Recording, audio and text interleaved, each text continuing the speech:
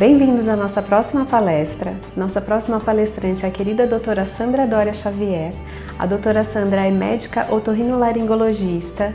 Ela é mestre e doutora pela Faculdade de Medicina da Santa Casa de São Paulo, especialista em medicina do sono e responsável pelo ambulatório de apneia do sono da Santa Casa de São Paulo. A doutora Sandra também atua em consultório particular e hoje ela veio contar pra gente sobre hipertrofia de amígdalas e adenoides e a sua relação com as dificuldades alimentares na criança. Espero que vocês aproveitem a palestra. A doutora Sandra é uma pessoa muito especial e eu tenho certeza que vocês vão gostar.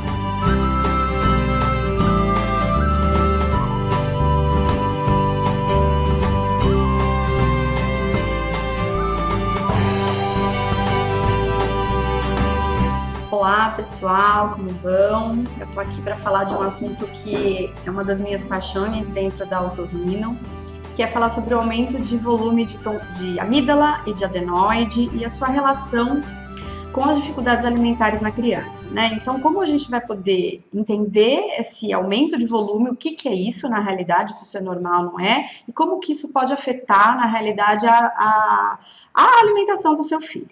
Então, assim, para a gente se alimentar, uma das principais coisas é a gente sentir o gosto do alimento, né? Então, se a gente tem um paladar adequado, a gente consegue sentir se é salgado, se é doce, se é muito azedo, se é amargo, e com isso se alimentar de uma forma adequada.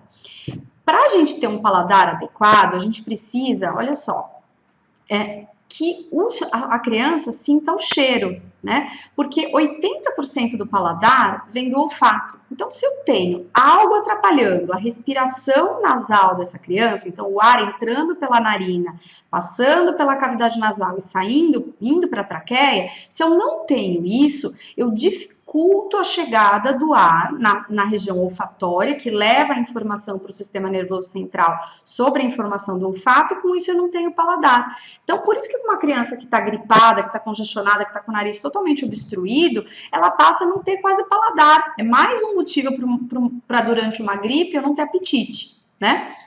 Então, assim, se eu não tenho paladar, quando que eu não vou ter paladar? 80% vem do olfato. Então, quando eu tenho uma dificuldade de sentir o olfato, que eu vou falar bastante a respeito de quando eu vou ter essa dificuldade, eu vou ter realmente um paladar diminuído. Então, o nariz entupido, que pode estar só na vigência de um quadro existir na vigência de um quadro gripal, ou também pode existir por alguma doença dessa criança, que é sobre o que eu vou falar, fica difícil a criança conseguir, pelo primeiro motivo, sentir o gosto da comida. Segunda coisa, se eu estou respirando pela boca e não pelo nariz, o que acontece? Conforme eu respiro e me alimento ao mesmo tempo pela mesma via, eu estou competindo, eu estou fazendo duas funções numa mesma região. Então, eu vou ter que comer e comer e respirar ao mesmo tempo. Então, isso é muito complicado para a criança, né? E, então, com isso, eu tenho uma alteração da mastigação e da deglutição, podendo até levar a engasgos. Se aqui está entupido, tudo acaba atrapalhando, né? Agora, então, por que eu posso não estar respirando bem pelo nariz? Né? Qual é o motivo que eu tenho o nariz trancado? Então, assim, além das gripes, resfriados, que eu estou considerando como causas temporárias, rápidas, passageiras, eu vou falar agora de coisas um pouco mais difíceis de se resolver espontaneamente. Então, o primeiro motivo é um desvio da parede do meio do nariz. Então, o nosso nariz ele é dividido na metade, né, por uma cartilagem e por um osso, e se isso tem um desvio muito grande, e esse desvio acontece quando? Acontece geralmente no estirão de crescimento. Quando essa criança tem um estirão de crescimento, se tem uma parede crescendo, e o teto muito pequeno, aquilo começa o quê? A entortar. E isso, a criança vai começando a perceber o nariz entupido.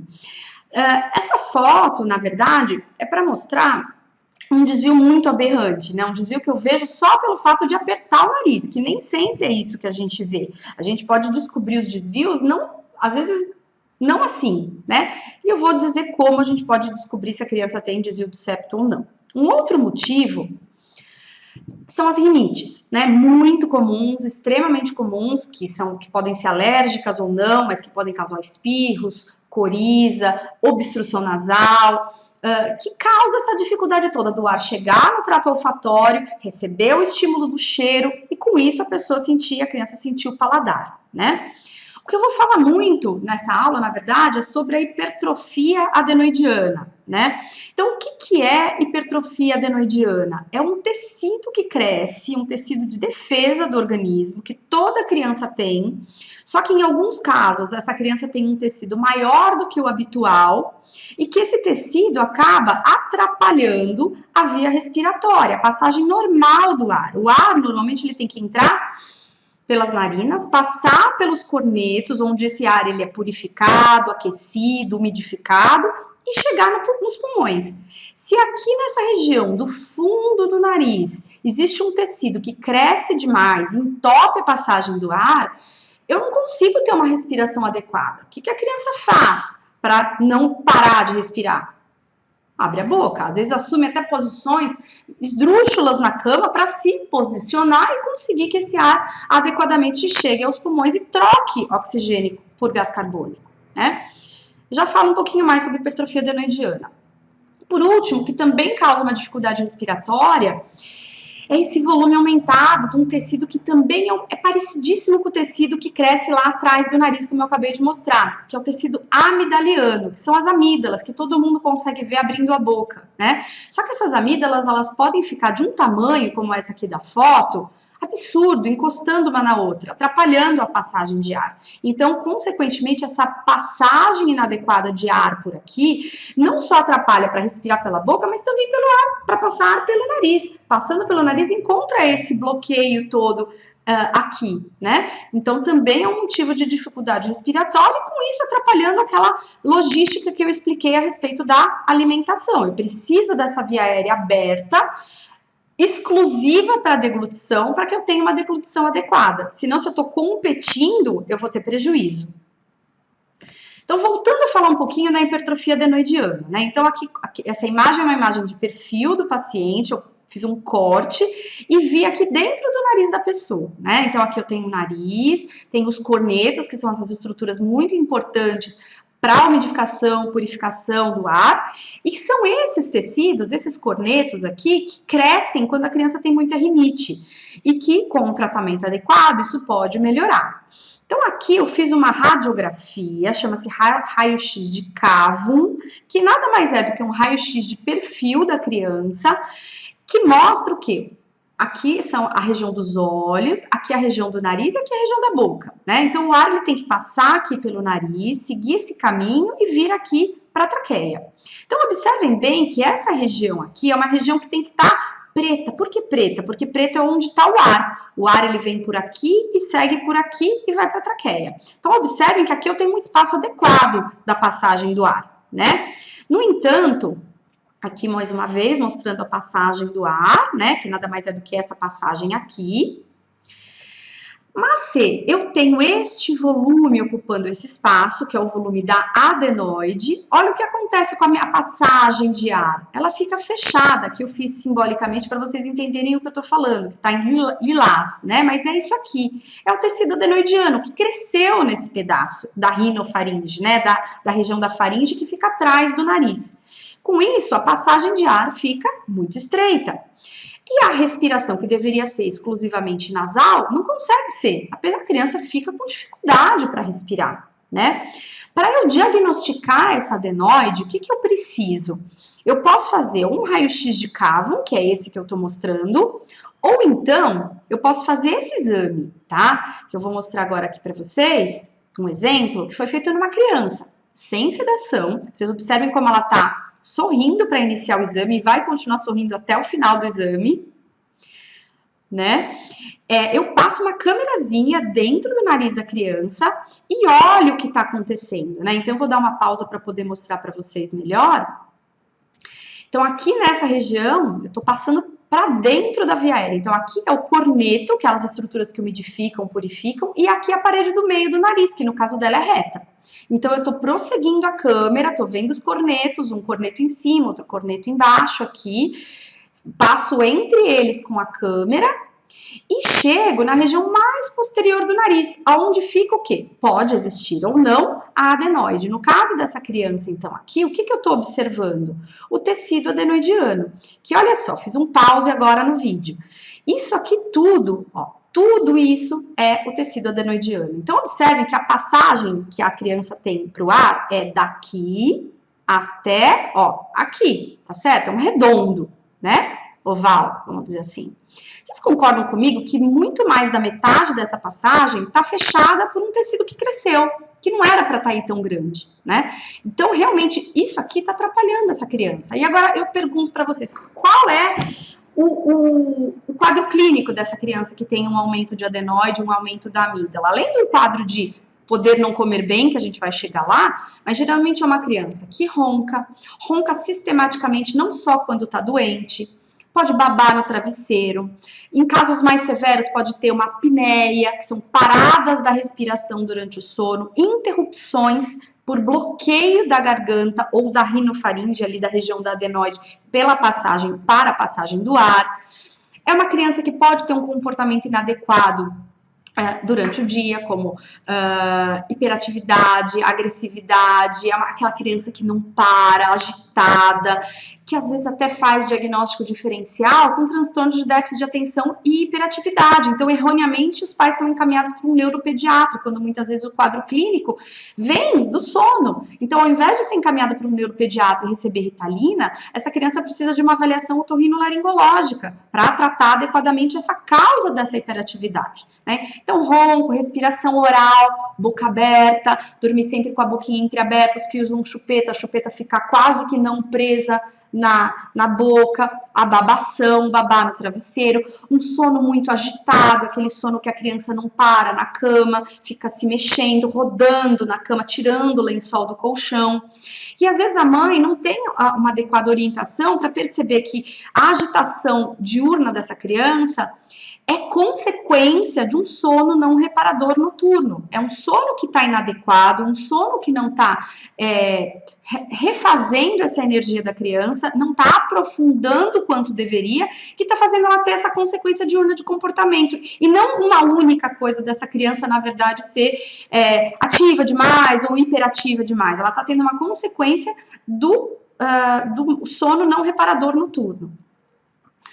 Então, a adenoide, ela pode ser vista por esses dois jeitos, voltando então, né? Ou pelo raio-x, ou por esse exame que chama nasofibrolaringoscopia, que é feito em consultório, otorrinolaringológico mesmo, tranquilamente, para observar, então, quanto que está fechando dessa via aérea. O exame dura em torno de 10, 15 segundos, é muito rápido. Lógico que na dependência da cooperação da criança, mas a gente tem uma papoterapia muito efetiva, né? Então, esse aqui é conforme eu já falei. E o que fazer, então, se eu encontro uma adenoide grande e uma amígdala grande, né? Então, diagnóstico de aumento de adenoide, de aumento de amígdala, que tenha uma repercussão na vida da criança. O que eu quero dizer com isso? Uma frase que eu uso muito: tamanho não é documento. Então, não é porque é grande a amígdala ou porque é grande a adenoide que é igual a tirá-las, removê-las cirurgicamente. Eu dependo do quanto que isso está atrapalhando a vida dessa criança, o quanto isso está repercutindo na vida dessa criança, para eu indicar algum tratamento para ela. Então, se eu estou removendo uma cera do ouvido da criança no consultório e eu vejo que ela tem uma amígdala grande, mas ela não ronca, ela não baba, ela não dorme com a boca aberta, ela respira bem, ela é uma criança sem qualquer queixa diurna, não tem nada, não tem nenhuma alteração crâniofacial, nada. Ok, vamos só observar. Mas se tem algo que está repercutindo na vida dessa criança, é uma criança que precisa ser vista e analisada para uma possível intervenção cirúrgica, tá certo? Aqui nesse slide eu coloquei um vídeo da mesma criança, é uma criança que eu operei há alguns anos, cuja mãe me autorizou a publicação desse vídeo para mostrar a diferença do sono dessa criança antes da cirurgia e depois da remoção da amígdala e da adenoide. Então, essa criança, na realidade, ela nem ronco ela tinha, de tanta apneia, paradas da respiração que ela tinha durante o sono. Então, eu queria que vocês observassem no primeiro vídeo, o quanto ela tá angustiada, qual é a posição da cabeça dessa criança na cama. A mãe dorme do lado, porque ela não consegue nem dormir no outro cômodo de aflição. Então, percebam como é. Tá sem som.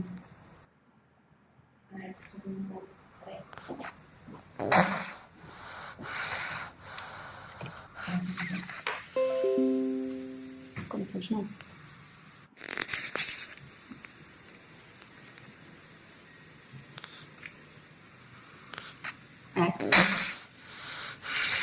Agora ele voltou. Vocês percebam que até nem fica de boca aberta, mas olha a agonia para respirar.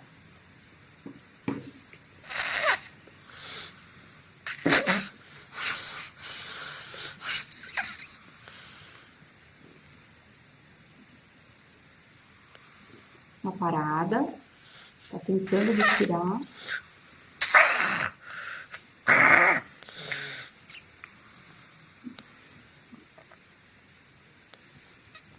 Apneia.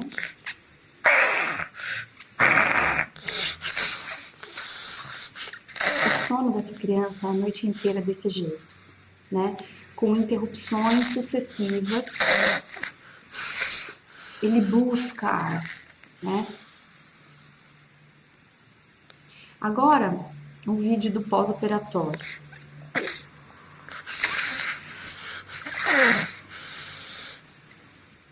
Então, é gratificante a diferença. Olha a diferença entre a agonia do pré e a tranquilidade do pós, né? Então, realmente, assim, quando bem indicada, é uma cirurgia que não deve ter dúvida em fazê-la, né?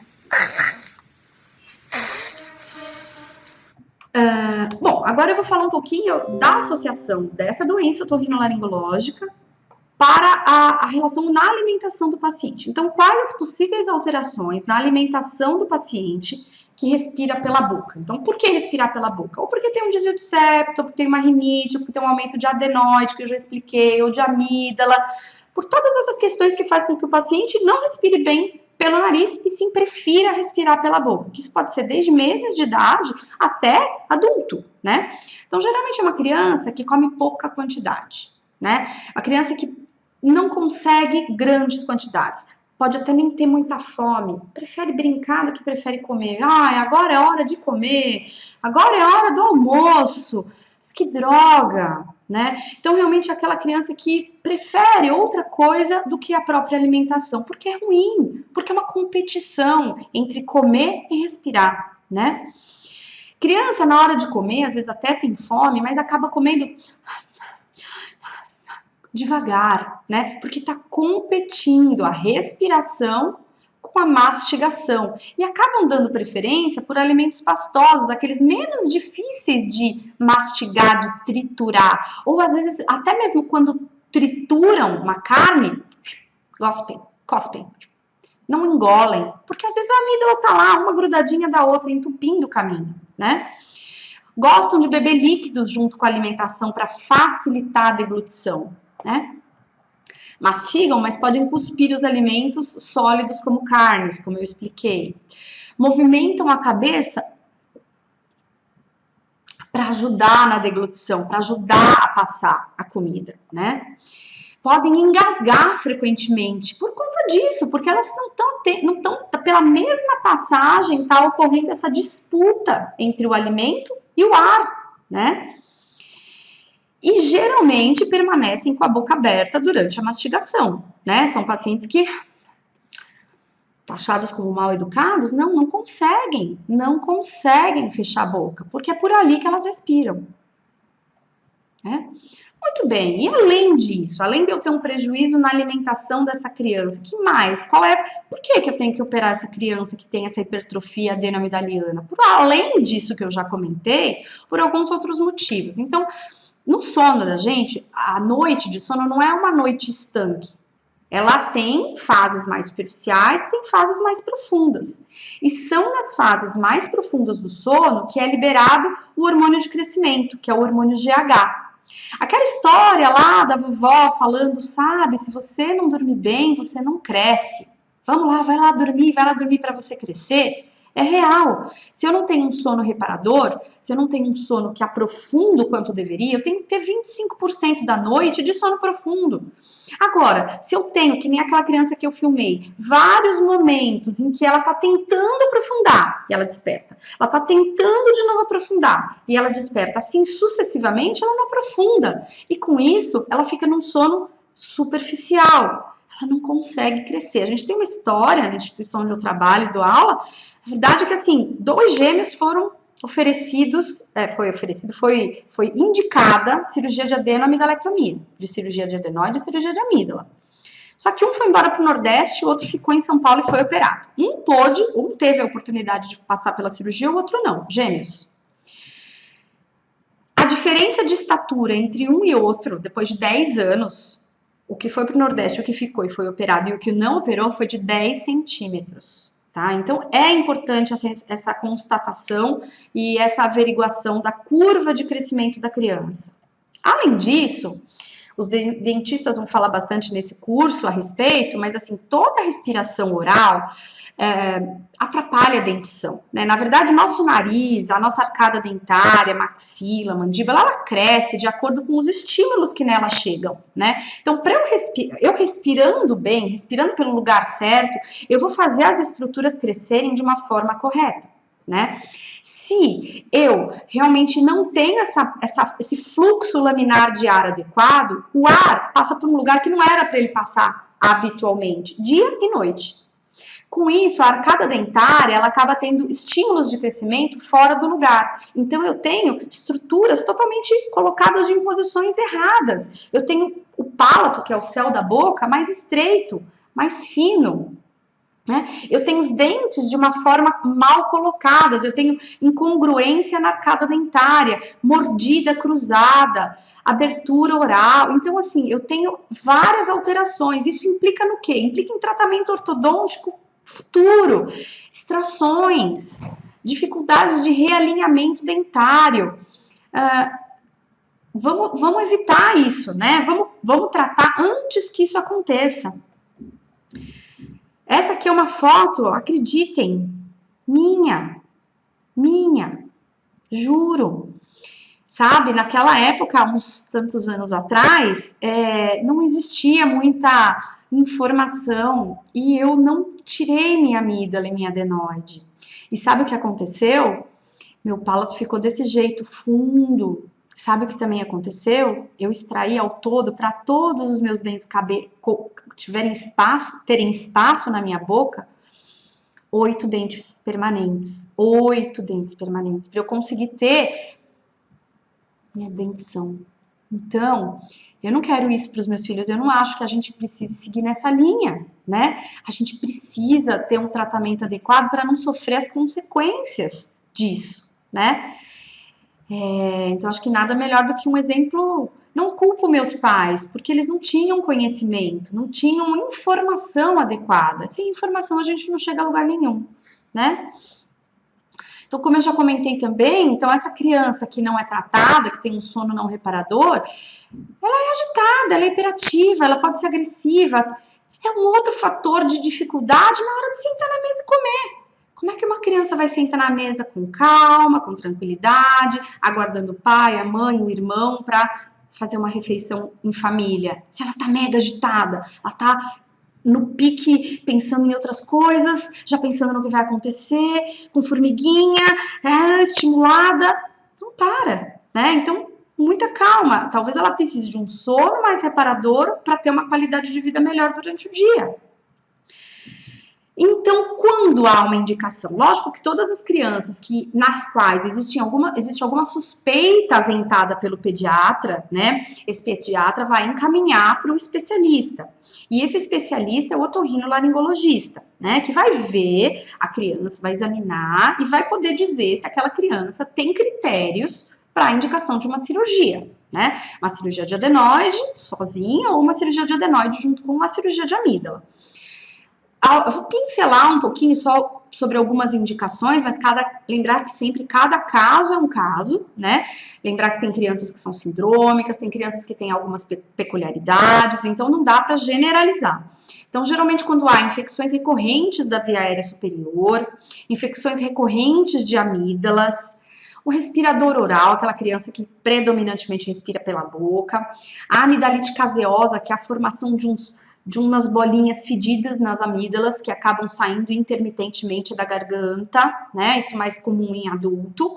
E também otites de repetição, ou seja, infecções de ouvido de repetição. As infecções de ouvido, elas compartilham a fisiopatologia da adenoide, porque a adenoide, como eu já havia mostrado, ela fica bem na região onde desemboca um canal que sai do ouvido e vem para o nariz, lá no fundo.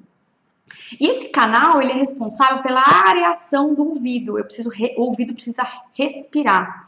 Se o ouvido não tem uma boa comunicação com o nariz, pela adenoide obstruindo ali, pode começar a acumular catarro dentro do ouvido. E esse catarro pode ser manifestado ou por vazamento, ou por diminuição da audição, né? Ou por otites de repetição, infecções com febre, com dor, ou simplesmente quando o pediatra ou o otorrino vai ver e descobre. Às vezes não há sintomas, tá? Evidentes. Então, essas são algumas das indicações, tá?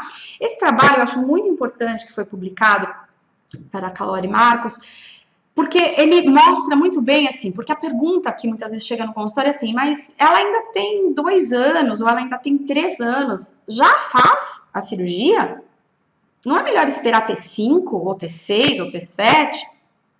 Esse trabalho fez uma comparação entre um grupo que operou cedo e o outro que aguardou a cirurgia, mostra que só há malefícios em você aguardar um X de tempo para operar essa criança. Você aumenta a improdutividade na escola, o desempenho na escola, as consequências crâniofaciais, o desempenho cognitivo, de atenção, de aprendizado. Então, não está indicado aguardar, seja o tempo que for, não está indicado.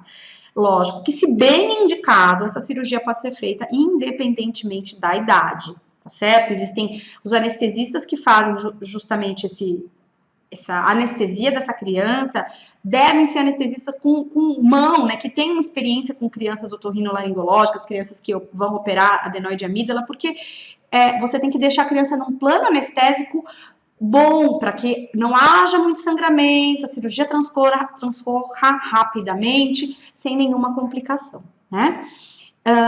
Então, vale a pena? Lógico que vale. Eu vou transformar uma criança improdutiva, muitas vezes com consequências, como eu já mencionei, numa criança que vai dormir um soninho reparador, que vai deixar os pais até mais tranquilos. Tem muitos pais que falam assim para mim: Você sabia que eu, às vezes, vou lá no quarto do meu filho para ver se tá tudo bem, porque eu não escuto mais ele. Antes eu escutava barulho, agora eu não escuto mais nada, mas é um não escutar bom, né? Porque ele tá dormindo bem. E aí agora, tá, tudo bem. Acreditei realmente no que você tá me falando de que eu preciso operar meu filho. Tá, mas então ele vai comer melhor? Ele vai se alimentar melhor?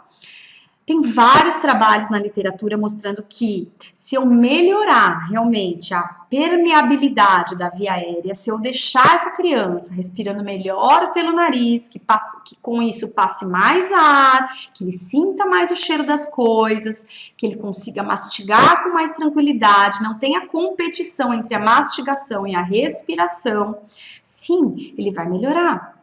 Ele não só vai melhorar, como potencialmente ele pode engordar, ele pode ganhar peso, porque ele vai se alimentar melhor, né? Pode ter mais vontade de experimentar novos alimentos, com menos medo, com menos paura, né? Então, é uma coisa que você tira do caminho. Você tira um problema para abrir as portas para ele para uma outra abordagem. Sim, você, como eu falei, melhorando o olfato, você melhora o paladar. Então, esse trabalho realmente mostra isso. Os efeitos da adenoidectomia na percepção do cheiro da alimentação. Se você sente o cheiro, você tem muito mais prazer em se alimentar. Respirando melhor, você abre a via adequada de alimentação e deixa a respiração para uma outra via, que é a via nasal, né? E outro trabalho, esse trabalho publicado já, novinho, fresquinho, publicado esse ano, que mostra o quanto que altera, lembra que eu falei dos gêmeos? Modifica o crescimento, a parte imunológica e os parâmetros de alimentação mesmo nos pacientes que têm OSAS. Na verdade, é a síndrome da apneia obstrutiva do sono, que é a apneia, né, que são essas interrupções recorrentes da via aérea, depois de uma amígdala e de uma adenoide, uma cirurgia de amígdala e de adenoide. Só para terminar, a apneia a gente não consegue saber muitas vezes só clinicamente, né? Esse vídeo que eu mostrei é um vídeo que, claro, por esse vídeo a gente consegue, mas nem sempre isso é tão claro. E então a gente precisa de um exame específico que é a polissonografia, que, se for o caso, vai ser pedido para a criança. Nem sempre ela é necessária. Então, assim, o que eu gostaria de passar de informação é que, havendo essa dúvida por parte do pediatra, por parte de quem acompanha essa criança, às vezes, agora com essa aula, eu acredito que até os pais podem começar a levantar uma pulguinha, né, de dúvida se o seu filho ou sua filha tem algum distúrbio respiratório do sono. É importante procurar um especialista para definir se isso existe ou não. Talvez seja só uma rinite, que com um tratamento adequado, às vezes com uma higiene ambiental adequada, evitar entrar em contato com aquele alérgeno, com aquela coisa específica, e já vai ficar bem. Não quer dizer que eu vou procurar um especialista, isso vai ser igual à cirurgia? Não. Não mesmo, mas o que precisa é ter uma avaliação adequada para que a gente consiga chegar na melhor qualidade de vida para o seu filho. É isso que a gente quer, porque alimentando-se bem, a qualidade de vida aumenta. Não dá pra gente dissociar qualidade de vida e uma inapetência, uma ojeriza alimentar, aquela aflição. Isso tá junto, a gente precisa associar isso sempre. Então eu estou à disposição, esse é o meu site e o e-mail. Para quem quiser entrar em contato comigo, eu fico sempre à disposição de vocês. Muito obrigada.